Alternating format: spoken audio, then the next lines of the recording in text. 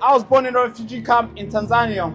At the time, there's so many people ran there. A lot of people were going there, real refugees, after being butchered from the civil war that erupted in Congo. My parents applied for asylum to all the countries. They waited. Now, then I was born in that camp, the same camp. I'm talking tents. I was born there. Now, we're waiting and waiting and waiting. For 14 years, we were waiting. Now, of course, these guys could choose to wait as well, but these guys hijacked that and they come in the country illegally. Now, the media will brand you guys racist, far right, the worst people here, the worst group here. How come the good group didn't invite me to go speak over there?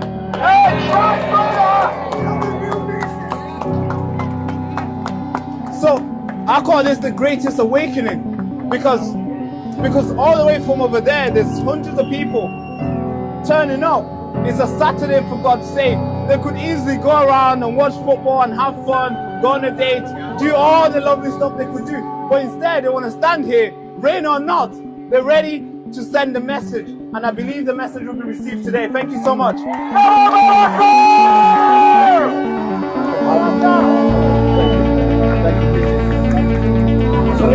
For anybody in the back who struggled to hear this young man's story, one incredible, brave young man. Oh yes, I British Christian values, regardless of his own beliefs. Let's hear it for Baraka. Thank you.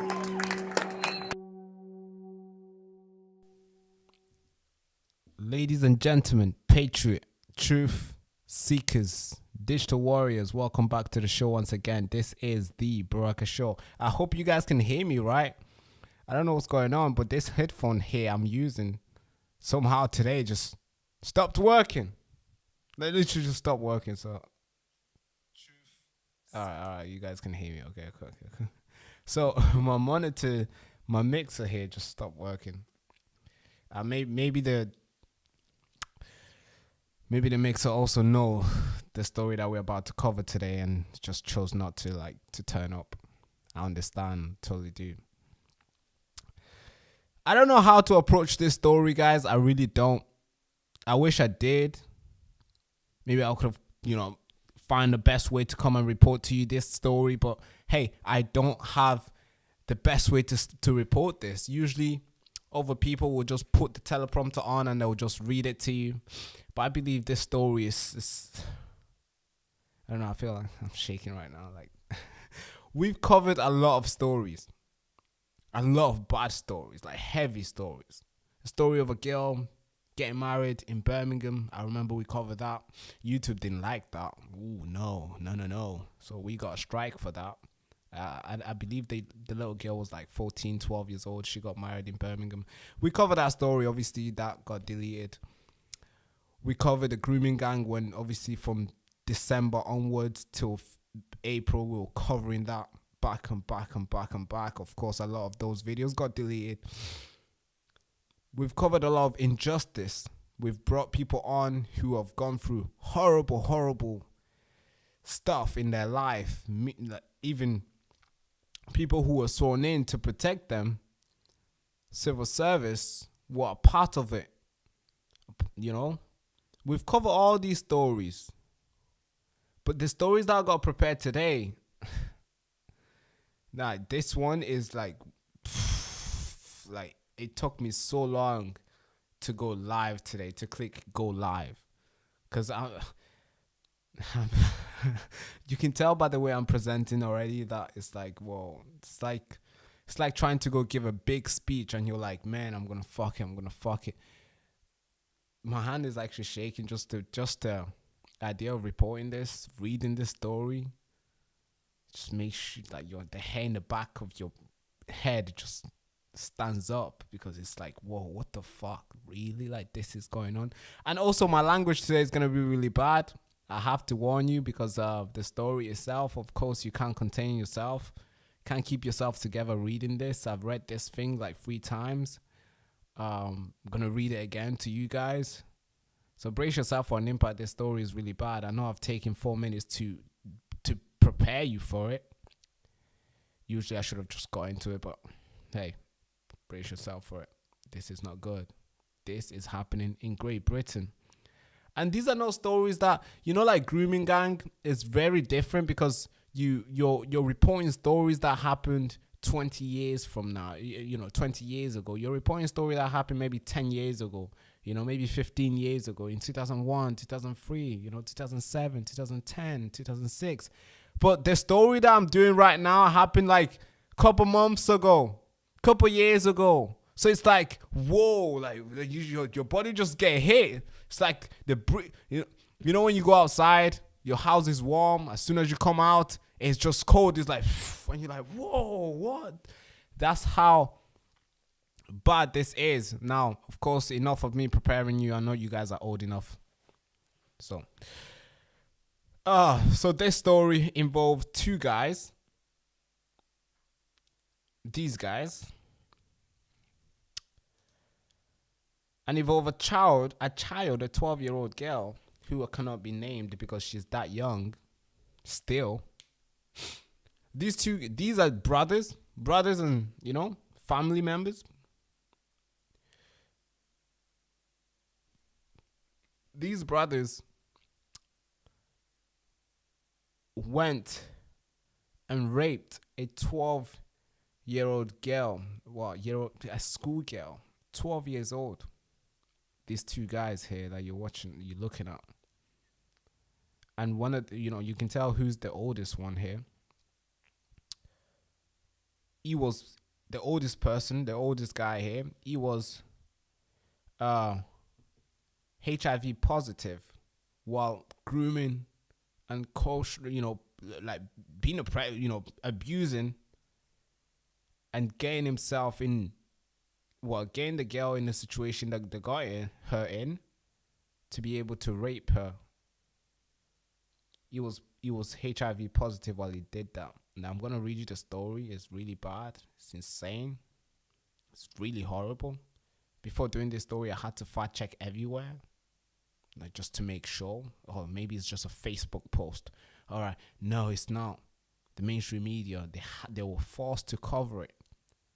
This happened not long ago, but we only got to know because this guy they got sentenced.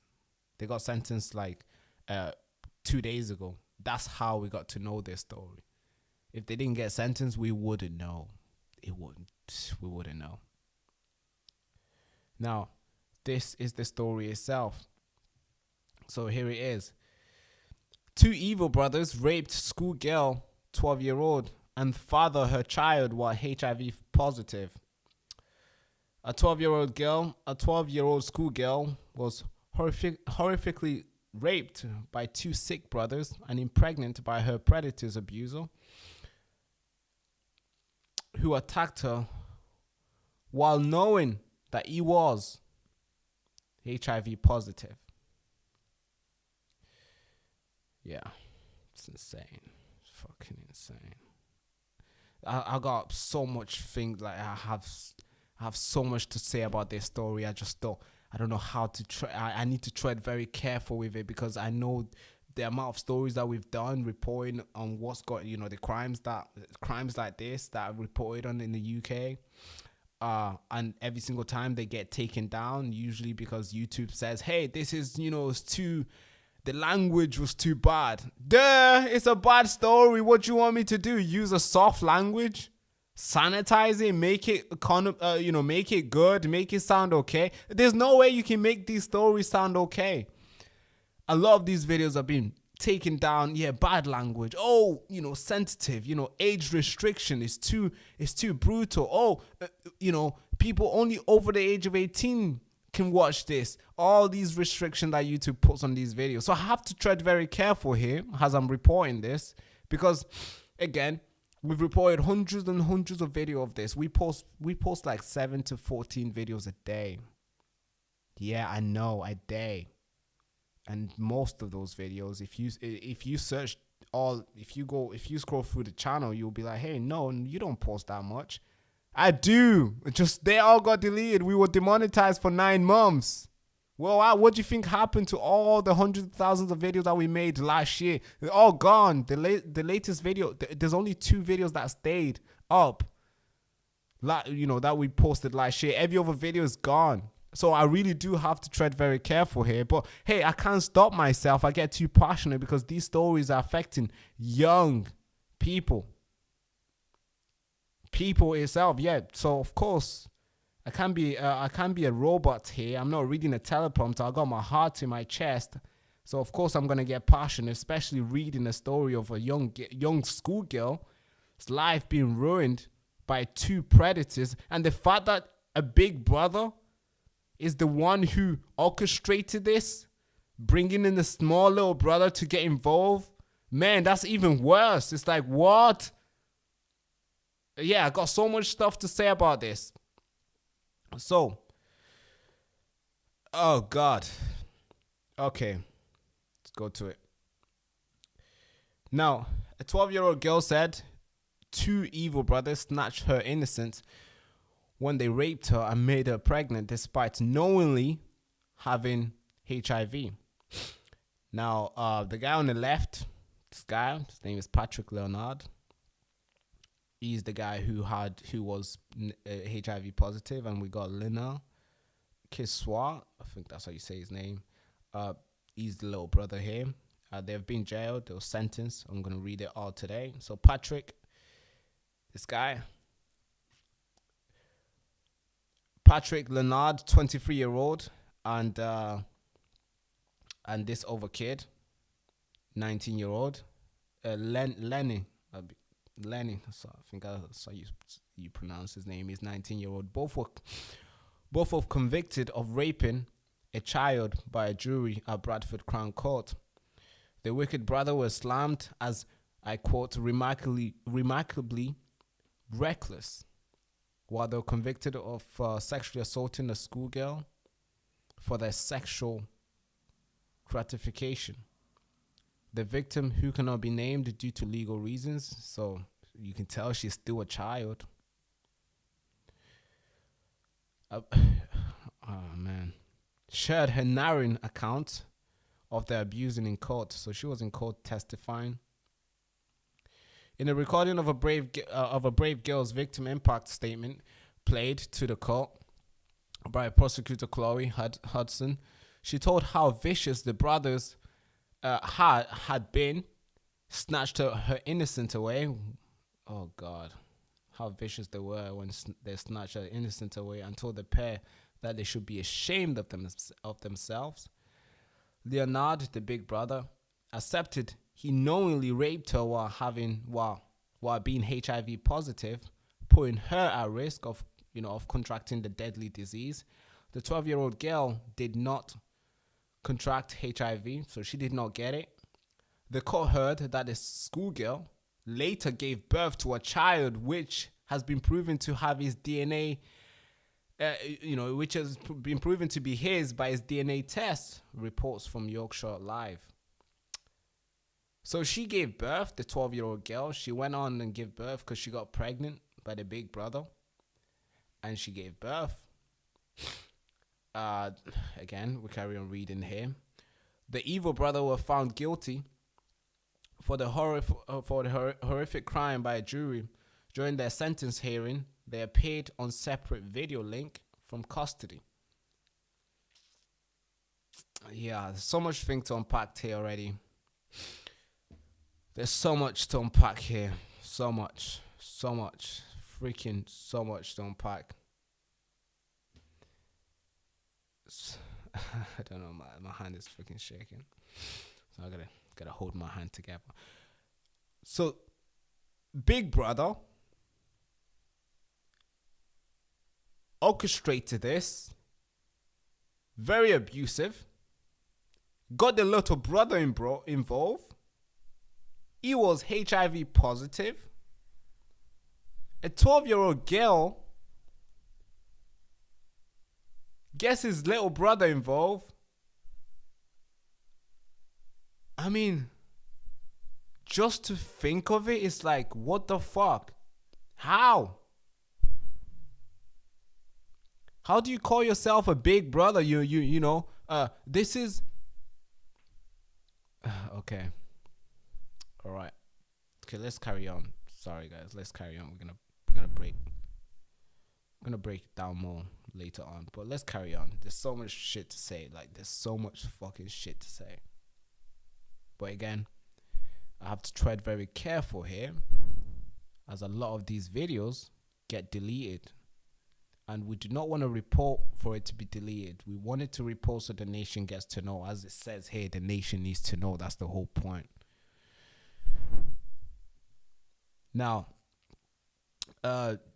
Judge Andrew said Leonard offending involved grooming behavior, and the fact that he knew he was HIV positive made his action remarkably reckless. He said, I quote, you also knowledgeable that you were forceful, controlling, and sometimes violent towards her when raping her. Fuck. All right, Leonard, carry on again. Yeah, this story is just, it gets even worse, guys. So if you are very sensitive, you can leave the chat right now, because the story, it does not get any better. It gets even worse. Leonard was given 24 years plus a year on license, while the other kid was landed with 12 years detention in young offenders institution at a sentencing hearing on October 1st. So this thing happened October 1st. I only got to know about it 14th today. I mean, wow, talk about burying. I later looked at BBC. I was thinking, hey, did BBC report this thing? I went on, and yes, they did report it, but it was like 2 lines, literally 2 lines. That's how BBC reported it. Like, no, there was not any sort of like, this is, I have to give credit to the Mirrors, because this is the only article that is full on, like, big length article about this thing. BBC reported 3 lines, title, and 1 little paragraph, and that's it. And no pictures as well, so it's like, whoa. And I don't think they wanted the algorithm to catch this up online and spread it everywhere, so they thought, no, just give them a little bit, so then we can get tick that we reported it as well.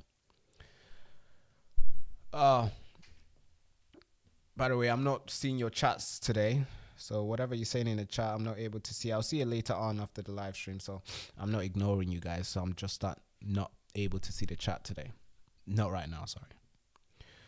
So they will okay, where was I? Okay. They will have to serve at least 1/3 of their sentence and register to as sex offenders for life. They've also been banned from contacting the girl and others involved in the case. Leonard will only be released after 16 years if the parole board decides it is safe to do so. The Detective Inspector Simon of Bradford District Child Safeguarding Unit said, I quote, "These brothers are dangerous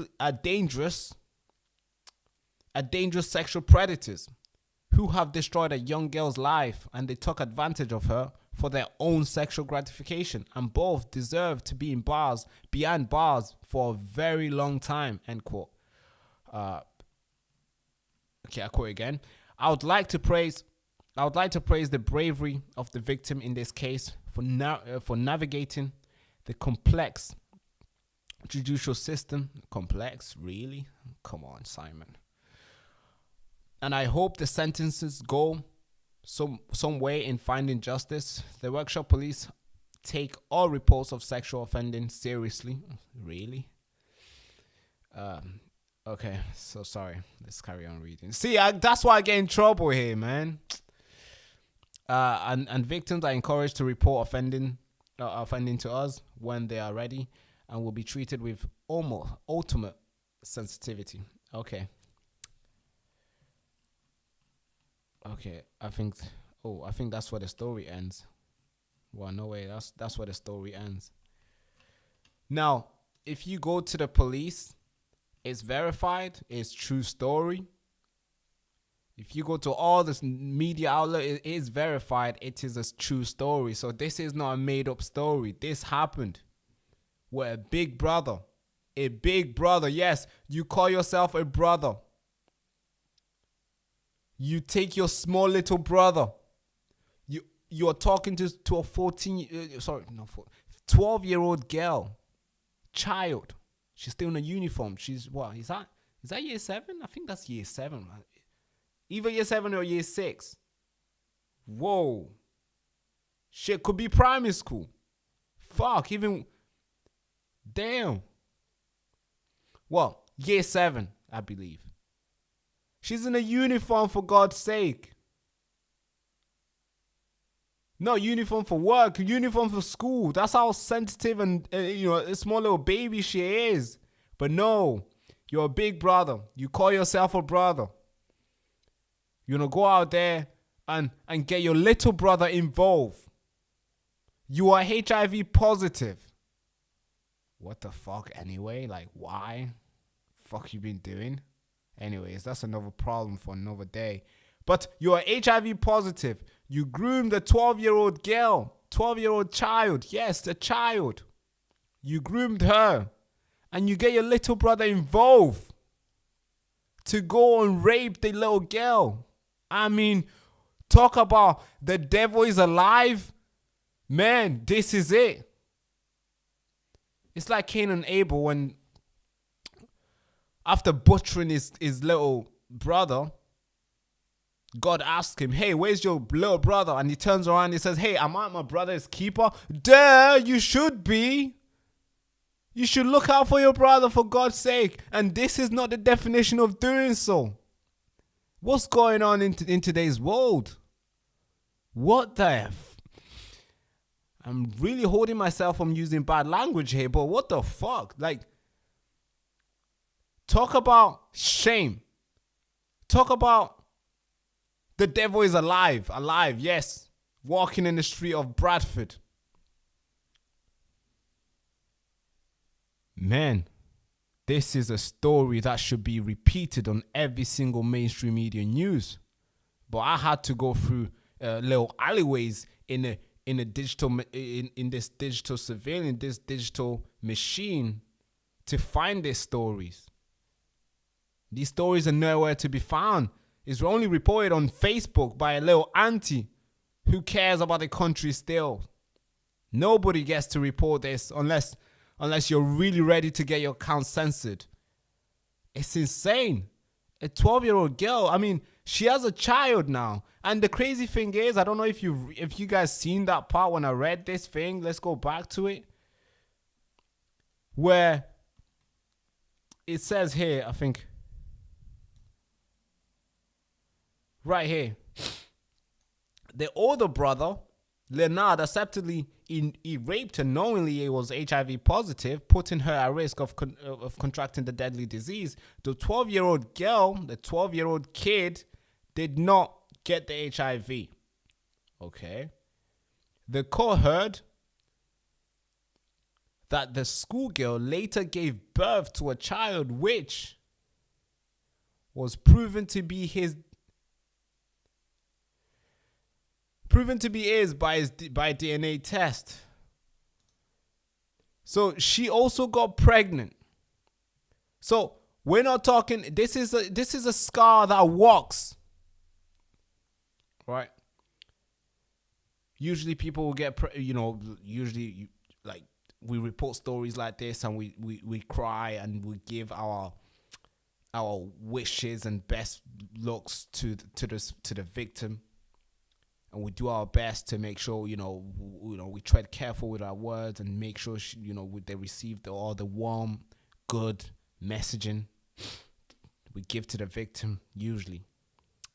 And we pray that those victims will recover. And, of course, the scar is always going to be there. The memory is always going to be there. But we pray that it will be ease. It won't be harsh on them through their life. But this one, no matter how much soft words we give out, no matter how sensitive we are with this case, like, hey, no matter how much, of course, we can give praise and stuff and pray for her to be okay and the kid. But this one, is permanent. As always, obviously, they're always permanent. Every single case is always permanent. But this one is like a child gave birth after being raped by 2 brothers. It's like, yeah, it's fucking insane. Man. I mean, but how? So, okay, quick story here. I was talking to my team, right? He's the one that found this story. He's the one that found the story. I have to give him credit.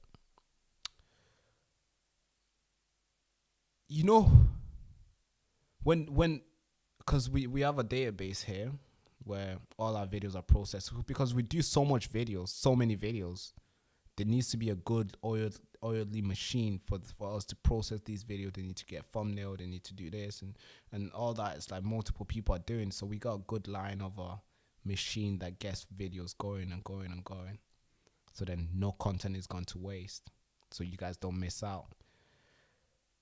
When I wake up 7 o'clock, I'm filming videos, and then I see what the team has allocated, like this, thumbnail, title, everything ready. I just need to go and give my take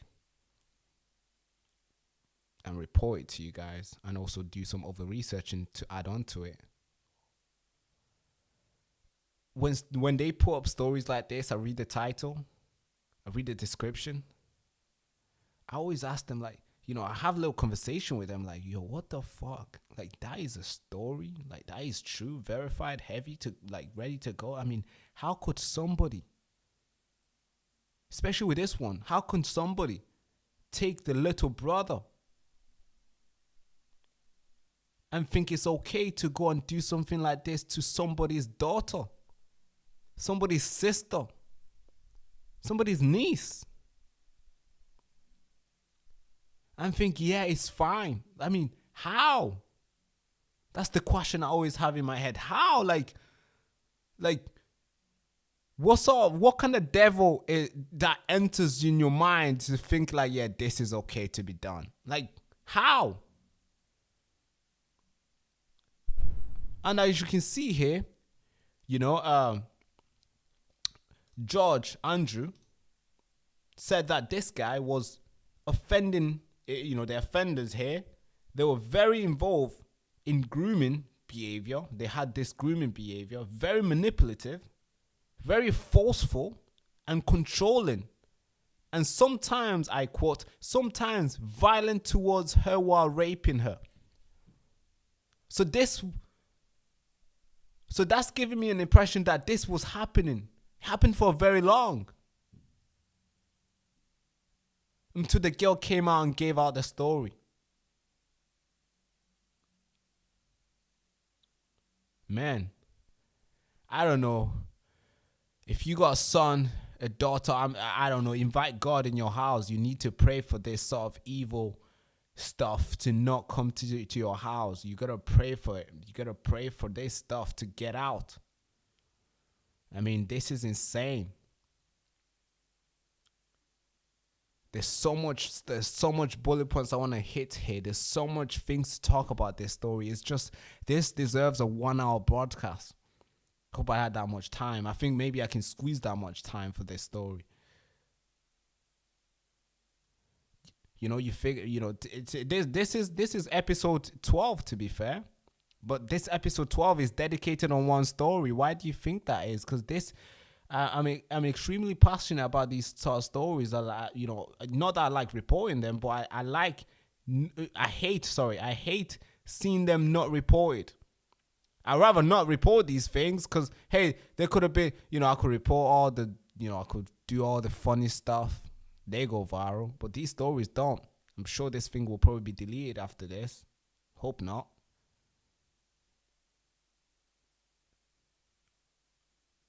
Okay, guys, let's see what you guys are saying. Let me see the chat.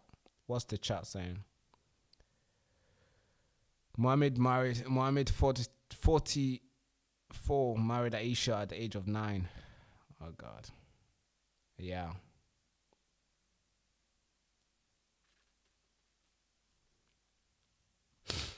Yeah, I know. So many messages have been deleted here. We can tell. I know you guys are probably feeling the same way. And of course, YouTube won't allow you guys to express it how you guys feel.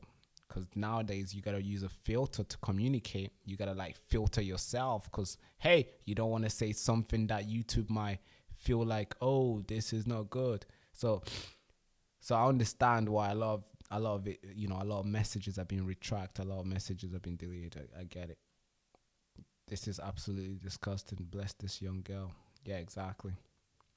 Bradford is UK's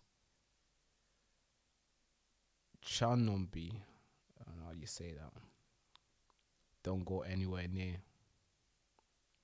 Yeah, me too. Yeah, I won't go Bradford, definitely.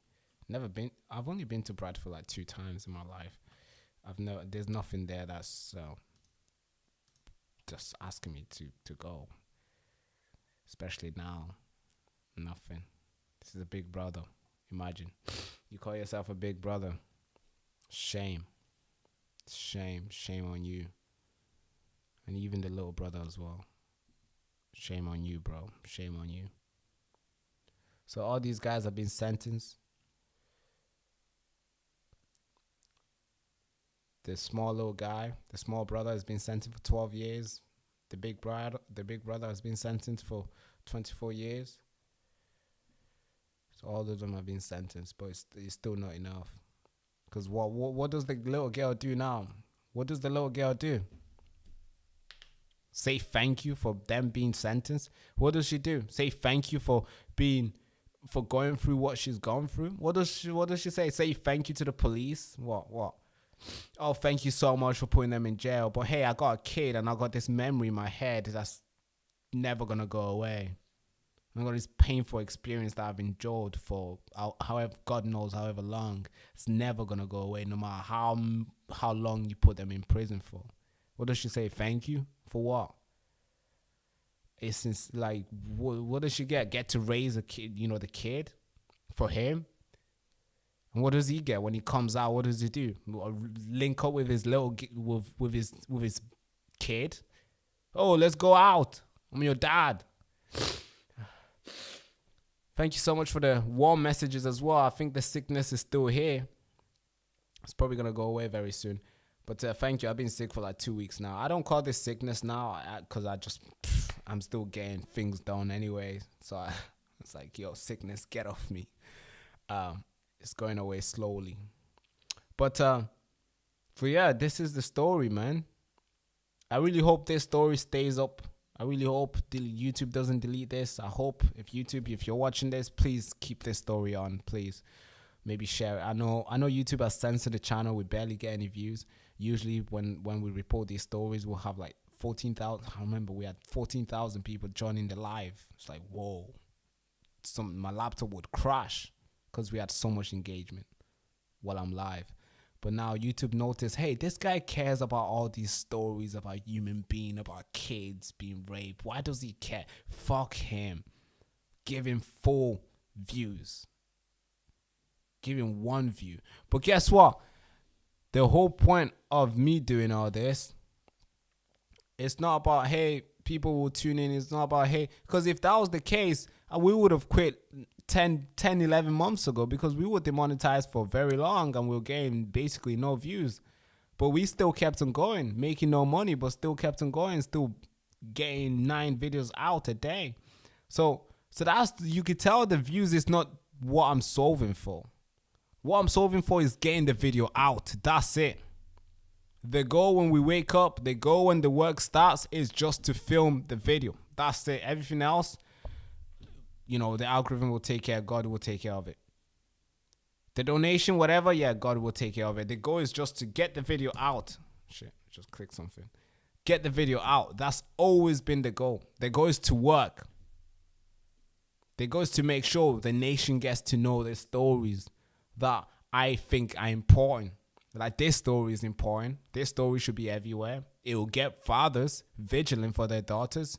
It It will get mothers caring and taking care of their daughters, and it will get parents on the other side to check their sons, educating them, making sure none of this evil thinking ever gets entertained in their mind.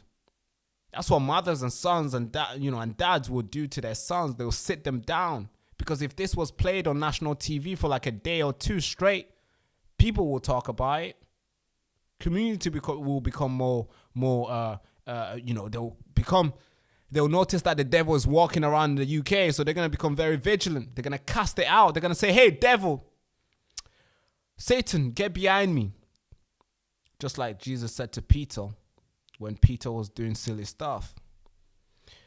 But yeah, that's what the community will do. They will come together and pray on this and cast it out, casting the demon out, casting the evil principalities out. We'll do that if this story was played at a national level.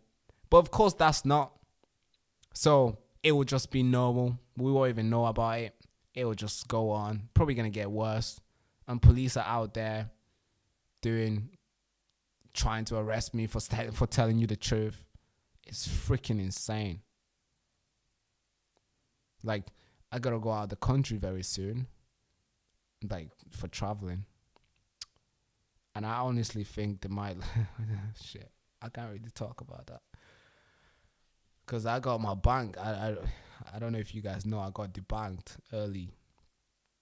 Not long ago. I have no bank on my name anymore. So fuck knows what will happen to me as soon as I hit the airport. Probably get arrested or some shit. Demonetized. Debunked. What else? Jail soon? Fuck. Anyways, the nation still needs to know these stories. I hope you guys are okay. I'll quickly read your chat before I end this live stream. But thank you so much for tuning in. Share this broadcast everywhere. To your friend, to your auntie. Tell them what's going on, because this is not normal. This should be known to every single person in the country. So we should cast it out. We should call it out. And the mothers should talk to your sons. Make sure this does not become something that they have in their mind. And of course, mothers and fathers, stay vigilant for your daughters. It doesn't matter what age now. We've got evil people in a country where they'll look for people, they'll look for young kids in uniform. So it doesn't matter how young, you got to check your kids. Got to stay vigilant. Got to see their fun, who's manipulating them, who's promising them the world when they have nothing, just to feed themselves to feed their monster in their mind and brain for their pleasure.